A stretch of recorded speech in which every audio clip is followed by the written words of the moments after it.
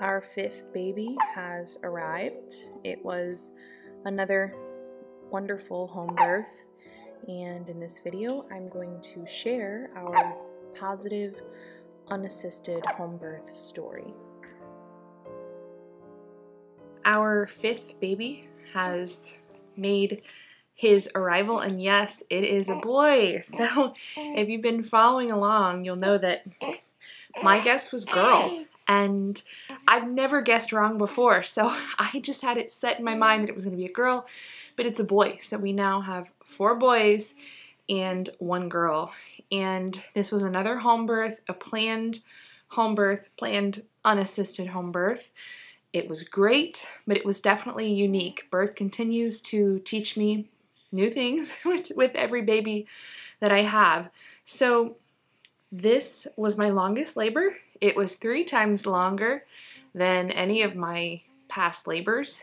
And there were a couple of other things that were just a little bit unique to this baby. So I also carried him the longest. So we went 41 weeks and 2 days, which beat out my 3rd baby by 1 day. So my baby number 3, he's 9 years old now, and he was super disappointed that he lost his record at 41 and 1.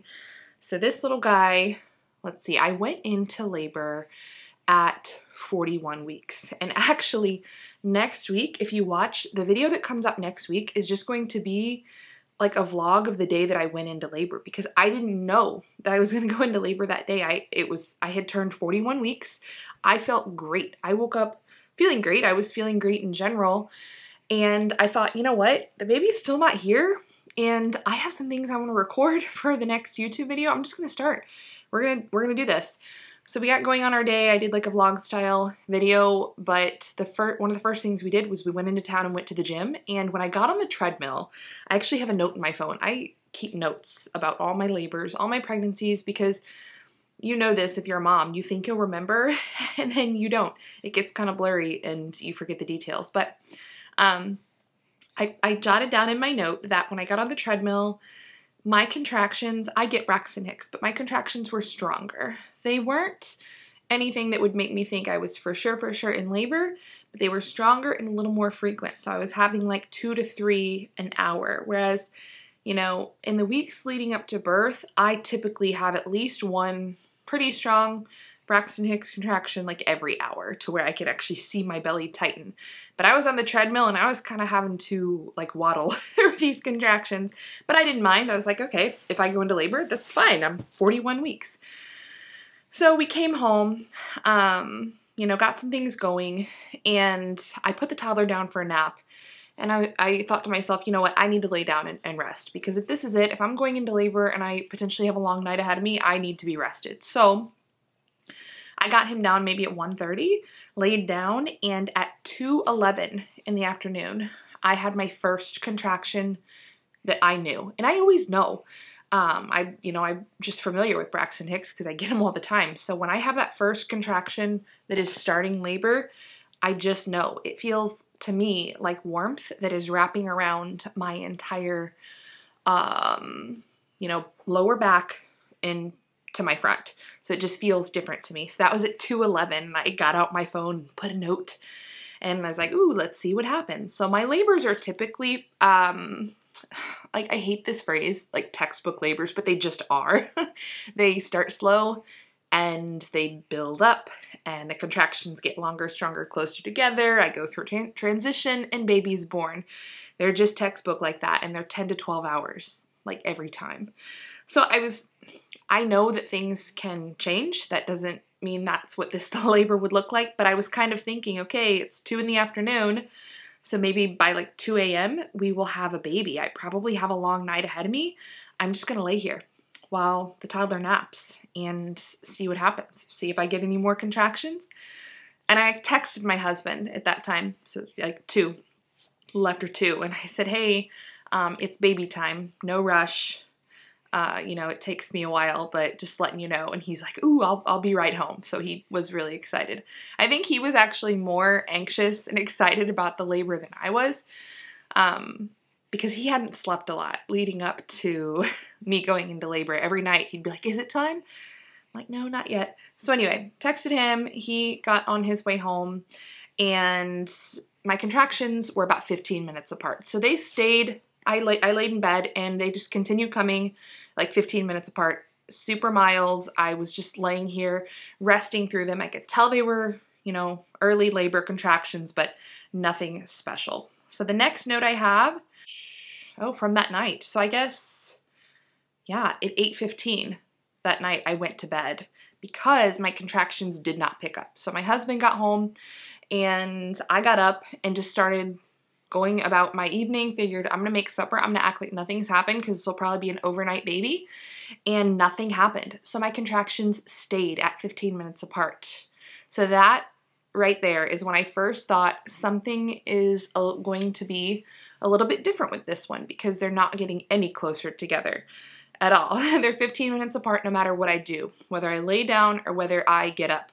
So that night, 8:15, I put my husband on kid duty to put all the big kids to bed, and I went and laid down because I'm like, well, maybe when I lay down and really relax, things will pick up. However, they did not. So I laid down, and my contractions were getting stronger, but they were not getting closer together. And they were like 60 to 90 seconds this whole time, so they were really good ones.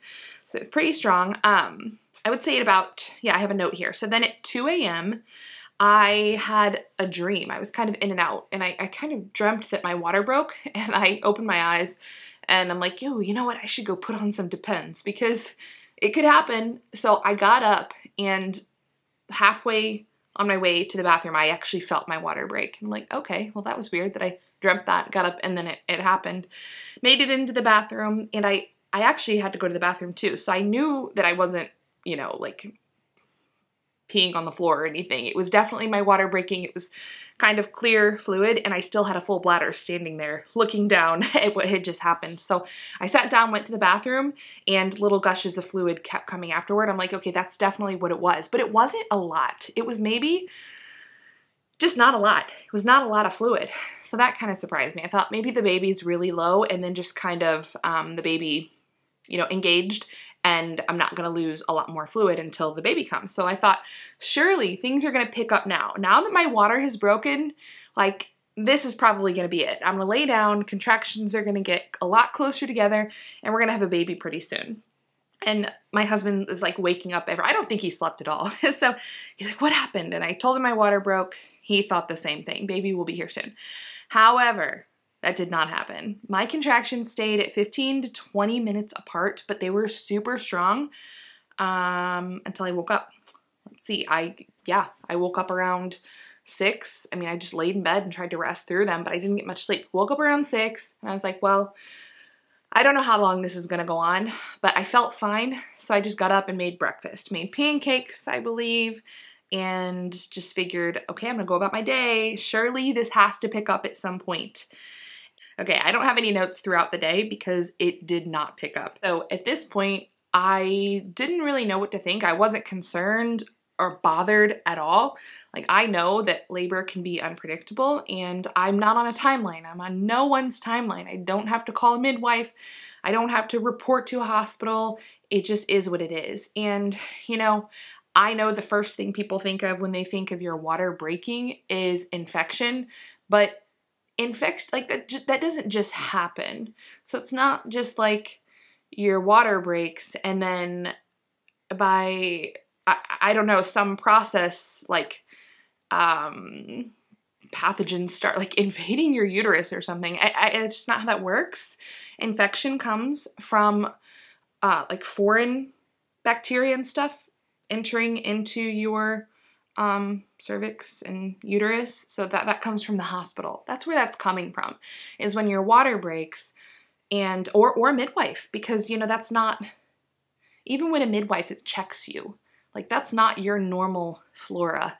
That's not your normal germs that are in your house or on your body.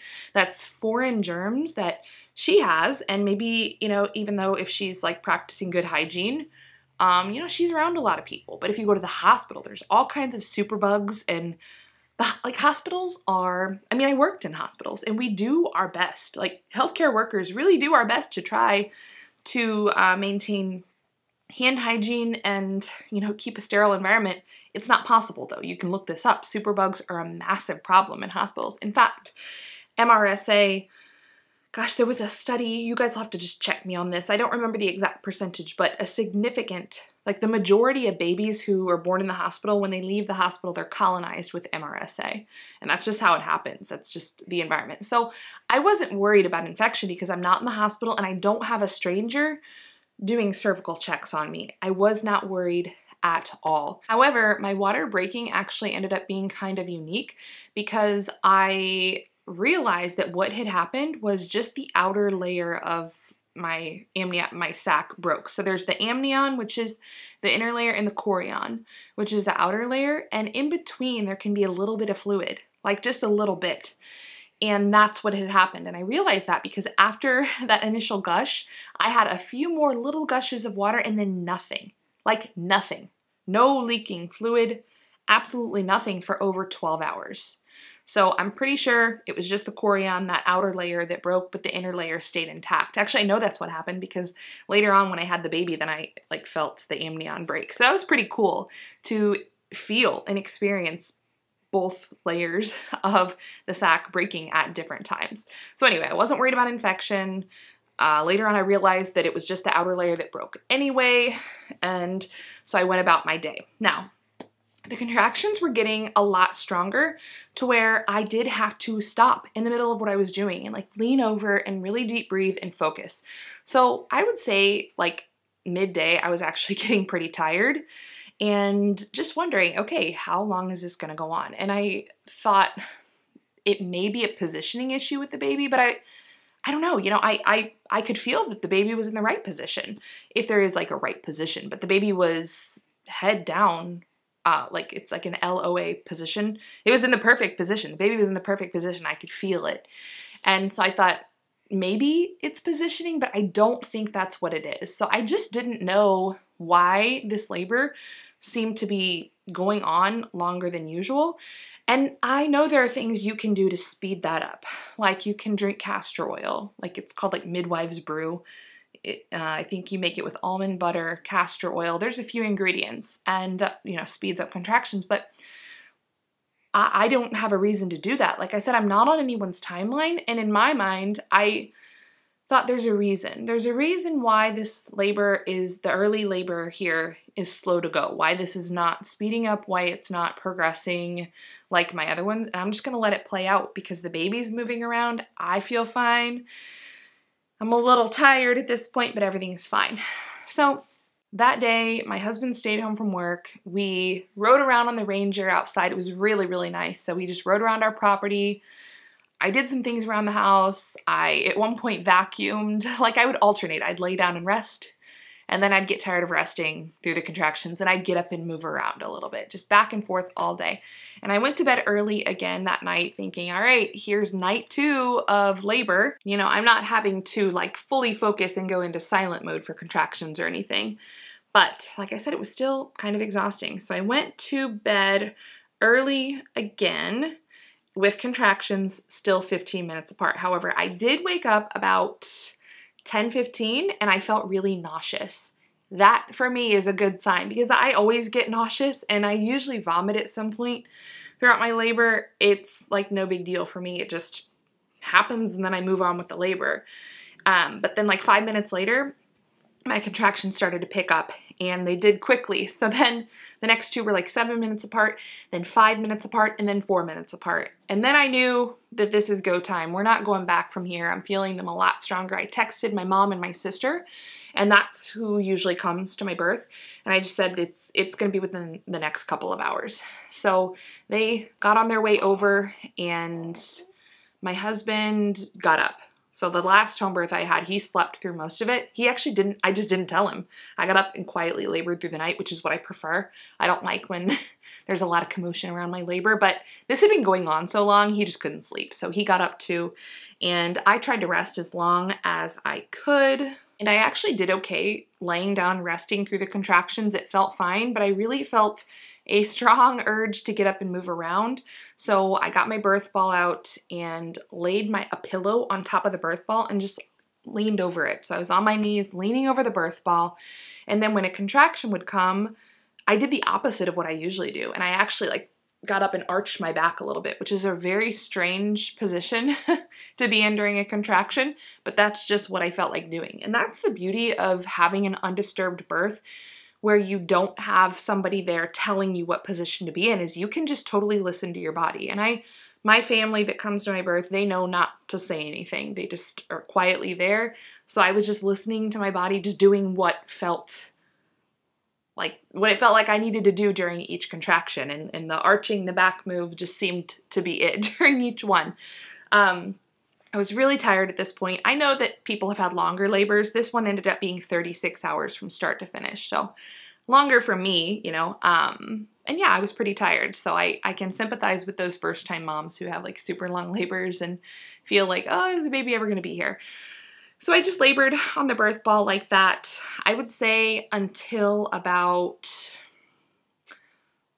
a little bit after midnight. And then I went out in the living room. My mom and sister were sitting out there, and my husband were all out there at this point because I was just laboring by myself in my room. And when I went out there and sat and talked to them for a minute, my sister made me laugh. And she said, what did she say? Oh, she said that when my husband walked out to the living room, he stepped on a little army guy, and it was just, it's just funny. Like, if you have ever seen your spouse step on a tiny toy, it's just funny. So that made me laugh, and I don't know what happened, but that laugh, like, you know, pretty much that was it. That sent me like into transition, it pretty much felt like. And actually that's the thing. So traditional midwives will say that one of the ways to, I don't know, you know, just kind of like get a labor moving is to make a lady laugh. So there you go. There's a little trick. But it was unintentional. But that once I laughed, I just felt my belly shift, and I'm like, oh, I gotta get up. I gotta go.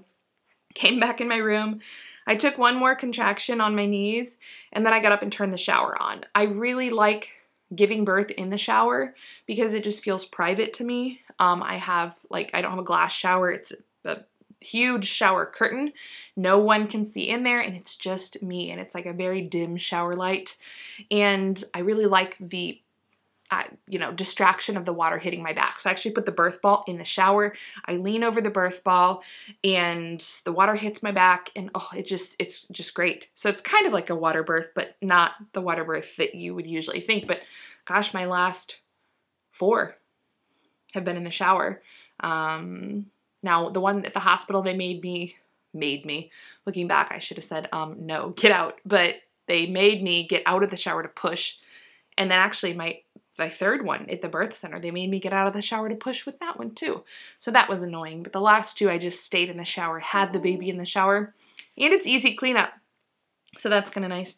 So I was in the shower for about an hour. I kept feeling the need to like stand up. So I would stand up, have a few contractions, standing up, leaning against the wall, and then I would get back down on my knees. And it was just different. I mean, my contractions were about 3 minutes apart maybe. They were really intense, but something was different about this birth. And I think my sister could tell that too, because she actually peeked into the shower a few times, and she didn't say anything. She just looked at me to kind of get, I guess, like affirmation that I was doing okay.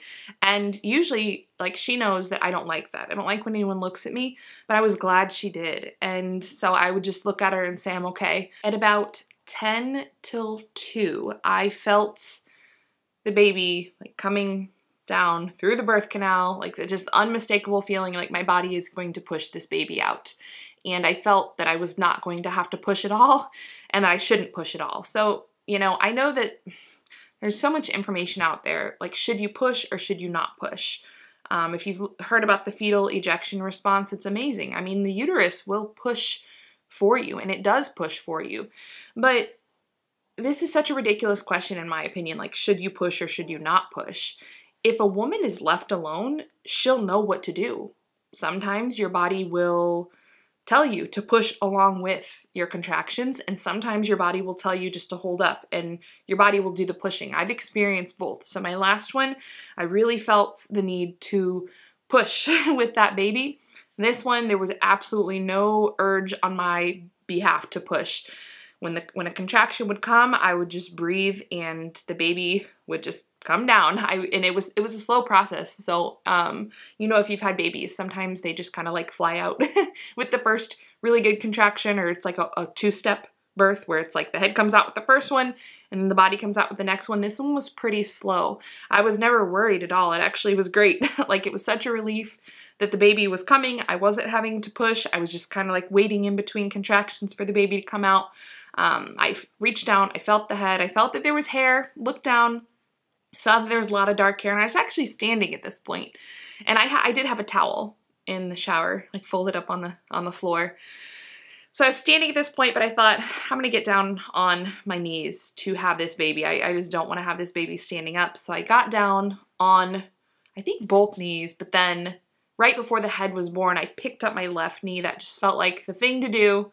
So I was on one knee, the head was born, and shortly after that, the shoulders and body was born. And what was really unique about this baby and kind of solved a lot of the mystery of why the labor was the way it was, that this baby had a triple nuchal cord. So his cord was around his neck 3 times, which that's kind of rare. It's definitely not rare to have the cord around the neck. I mean, that's like 1 in 3 births. It's common, and it's actually not a dangerous thing. I know that can sound crazy to hear that it's not dangerous if you've been told that before, but I'll link some articles for you guys in the description. There are 2 that are really, really good on nuchal cords if you want to read more about that. However, having the cord around the neck 3 times, that is more rare.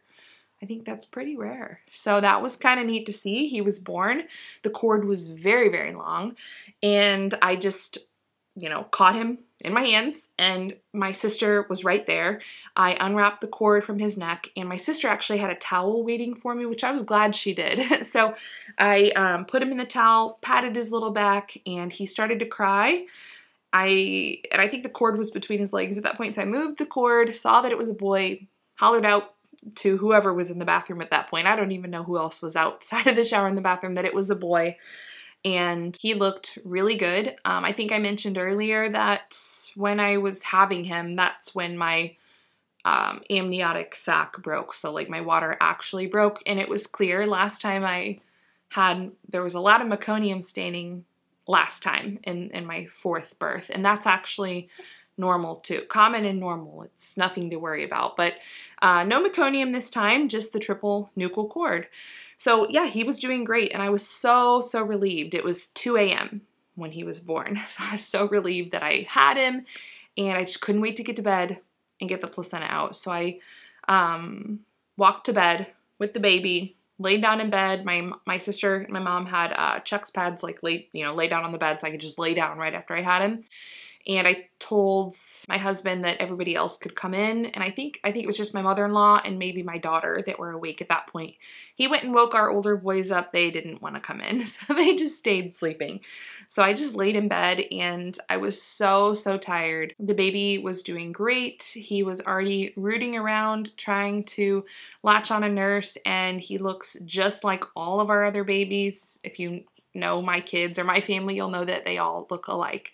Like, you can always pick out my kids in a crowd. They all look like me, a lot like me. So he looks like all of our other babies, a dark-skinned, dark-haired little guy. So now at this point, I'm resting in bed, and this is always when my sister just kind of checks me out and makes sure everything looks okay. I knew I didn't tear. I mean, this was like my easiest pushing stage that I've ever had. I didn't have to push at all, and it felt fine. Everything felt just fine. I mean, obviously you're a little bit sore and everything, but I knew I didn't tear. Anyway, she checks. So she said everything looked good, and there wasn't any, the placenta, I hadn't delivered the placenta yet. So there wasn't really any bleeding or anything, but I was super anxious to get the placenta out. I just wanted it out, and honestly, I just wanted to go to sleep. I was so tired at this point. So at one point, gosh, it had been maybe a half an hour since I had him, and I said, maybe I'll stand up and I'll just try to kind of push a little bit and see if I can guide the placenta out. I did, and it wasn't happening. It wasn't time yet, so I laid back down, and as time went on, I just really wanted the placenta out. So at this point, I did start bleeding a little bit, and I actually just reached down and grabbed the umbilical cord, and you can actually put the umbilical cord in your mouth and kind of suck on the cord, And that has a really similar effect as to if you would eat a piece of the placenta. I know this sounds disgusting, but you know, in places where they don't have medicine or don't want to use medicine, you know, they just want to go a more natural route, that those are things that are done to release the placenta and to really get uterine contractions going, to prevent bleeding and all that. So I just like sucked on the cord a little bit and that did it. Right when I did that, I felt like gosh, it's just such a unique feeling. You can feel the placenta when it's there and it needs to come out. So I told my sister, I'm just gonna lay here in bed and I'm just gonna push, I'll pull it out. So I kind of grabbed the cord, gave a really good push, pushed the placenta out, and that was it. Now, another thing that was kind of unique about this birth was that I lost a lot more blood than usual, than last time. At my hospital births, I don't know how much blood I lost. Like, they don't tell you unless you ask, I guess. And you just, it's not something you really pay attention to. And I think they, most of the time, give Pitocin no matter what. Basically, they just give it after you, even if you have a natural birth, they just give it. A lot of home birth midwives give Pitocin too. So after you have the baby, they're just gonna give it. But anyway, I probably lost, my sister and I both agreed that it was about 1 liter. So that's a lot of blood. That's actually a lot, most people would consider that a hemorrhage, but we weren't concerned. We both were kind of talking like while it was happening. So after it was, this was like combined blood loss before and after I delivered the placenta. But the baby was on my chest. The baby was latched and nursing. I felt good. I was looking at and talking to my sister. We both felt really good about it. And, you know, sure enough, a few minutes after I had the placenta, the bleeding stopped and it was just fine. So, you know, it's not something that I take lightly, postpartum hemorrhage, I guess you would say, because it can be an emergency, but it's just something I'm comfortable with. Like I'm comfortable with it. I wasn't worried at any point at all. So I was just very glad that that whole thing was all said and done and I could lay down and go to sleep. And my last note in my phone was that 2 a.m. Freddie was born, and I didn't take any more notes because I was so exhausted. And that is his name, by the way. His name is Frederick. We're calling him Freddie. We didn't have a name picked out. So at some point, like between having him and delivering the placenta, I was just laying here and I heard my husband tell somebody that his name was Frederick. So he picked that out and I like it. It's good. My husband names all of our babies. So sometimes we'll talk about it before and I'll kind of have an idea of what it's going to be. But this time I knew Frederick was a possibility. I just didn't know that's what it was going to be. So it was a good surprise. So that's what it is. It's baby Freddie. And as I'm sitting here filming this, he is a week old already. So I took some time to just do nothing. Not announce the birth at all. I just have laid here in bed and it's been pretty great. I would highly recommend. So, you know, once the placenta was delivered, we measured the cord and the cord was over 3 feet long. That is a really, really long cord. And to me, in my mind, that really does solve the question of why my birth went the way that it did. And why he had the triple nuchal cord. So one reason why babies will wrap the cord around their neck is to prevent cord prolapse. That's where the cord is actually born before the baby, which can be a really serious emergency. So when you see this especially when a baby has a really long cord, it's very common that the cord is around the neck a few times. And so, you know, actually as soon as I had him in the shower, I remember thinking, okay, this is it. It's a really, really, really long cord. And that's why this was a longer labor, you know, nothing rushed. He was just taking his time. I would guess that's probably also why I didn't have an urge to push at all. And you know, all of this just really reaffirmed my decision not to have a midwife or anything present. I know for a fact that there are amazing midwives who would have handled my birth the same way I handled it. They would have watched, waited, observed, and been here just as a, you know, just been here just in case. There are amazing midwives out there who would have done that. But there's also a chance that there would have been, you know, a midwife that would have been putting me on a timeline when I said my water broke, or wanting me to take castor oil and like wanting me to speed things up. Or there could have been a midwife who, once the head was born, wanted to unwrap the cord, which, like, you can snap a cord. That happens. You can damage the cord by doing that.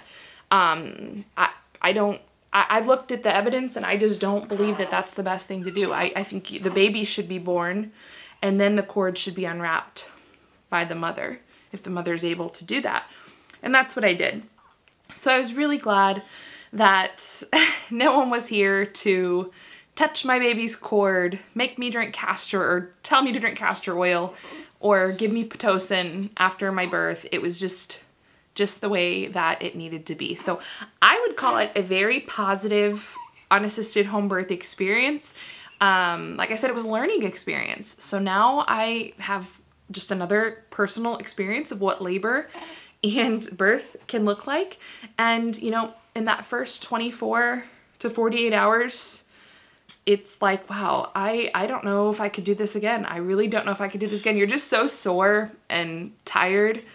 But then, you know, by like day 3, I'm already thinking, well, the next time, you know, with the next baby. So that's just the way it goes. So he is a very content baby. For the past week, I've just been figuring him out. You know, every baby's a little bit different as far as their needs and what they like. He is a nursing baby. My goodness, he was 8 pounds when he was born. So that's not my biggest baby. That's like right in the middle for me. I've had smaller, I've had bigger, but he's at a week old, he's already 8'8". So he is really nursing and growing. And he will, I always have like a super abundant milk supply and a really strong letdown. So, you know, that can kind of get babies in a little bit of a frenzy, like little tiny babies when your letdown's really strong. So he'll nurse and nurse and nurse at night before bed. And he wants to nurse to sleep, but he's full and it's just too much milk. So I've been using a pacifier just a little bit to help him get to sleep at night, and that's working great. So that's something that I've only ever done with one other baby.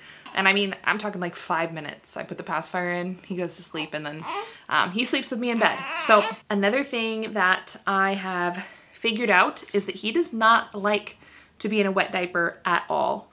Every baby is different. I mean, no baby likes to sit in a dirty diaper or anything, but some babies, they'll go potty and, you know, you won't really know. They won't fuss or anything. He lets me know. He fusses. And actually, with this baby, I was so tired that first night, I just put him in disposable diapers. Like the first and second night, we just did disposable little newborn diapers. And I'm like, I'll break out the cloth here in a couple days.